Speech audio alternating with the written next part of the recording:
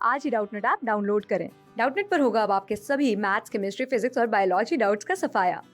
बस अपने क्वेश्चन की फोटो खींचो, उसे क्रॉप करो और तुरंत वीडियो सोल्यूशन पाओ। Download now.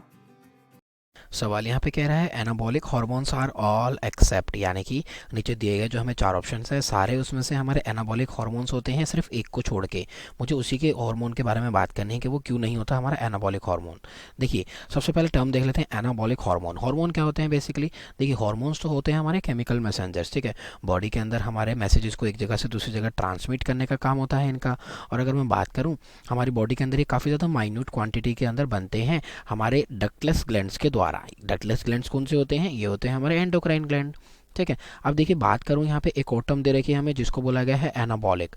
अब एनाबॉलिक के साथ ही एक और टर्म होती है जिसको बोला जाता है कैटाबॉलिक, ठीक है। तो ये दो टर्म्स होती हैं। देखिए, इन दोनों टर्म्स में डिफरेंस देखिए।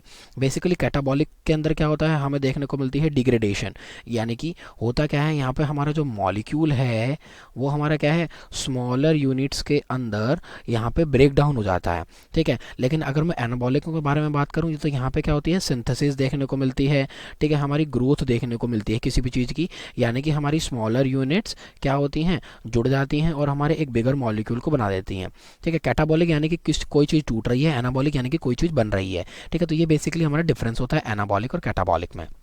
अब जरा देख लेते हैं कौन कौन से हार्मोन हमारे एनाबॉलिक हैं। देखिए, सबसे पहले बात करता हूँ ग्रोथ हार्मोन के बारे में, क्योंकि हमारा सीधा सीधा ग्रोथ से रिलेटेड होता है।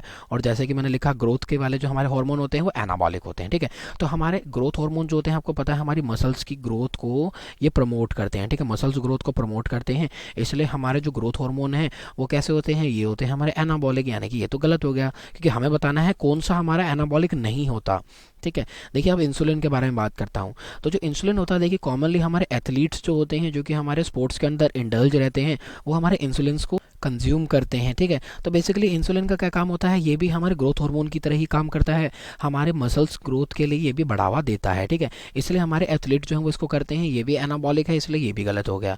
देखिए, सेम वही टेस्टोस्टेरोन हमारी बॉडी के अंदर मसल ग्रोथ की डेवलपमेंट देता है, फेशियल हेयर्स की डेवलपमेंट होती है मेल्स के अंदर। तो ये हमारे क्या है, बेसिकली ग्रोथ और सिंथेसिस का ही काम होता है टेस्टोस्टेरोन का, ये भी एनाबॉलिक होता है, इसलिए ये गलत हो गया। देखिए, बात करूंगा राइट आंसर के बारे में, तो वो होता है हमारा कोर्टिसोल। अब देखिए, कोर्टिसोल ये क्या होता है, ये कैटाबॉलिक होता है, इसलिए ये हमारा राइट आंसर है। देखिए, क्यों होता है कोर्टिसोल, बेसिकली हमारा एक स्ट्रेस हार्मोन कहलाया जाता है, ठीक है।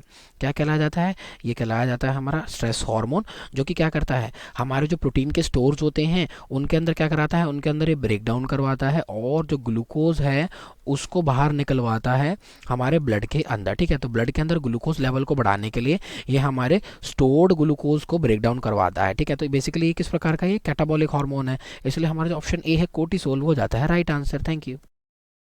क्लास 6 से 12 से लेके नीट, IIT, जेई मेंस और एडवांस के लेवल तक 10 मिलियन से ज्यादा स्टूडेंट्स का भरोसा। आज ही डाउनलोड करें डाउटनेट ऐप या व्हाट्सएप कीजिए अपने डाउट्स 8400 400 400 पर।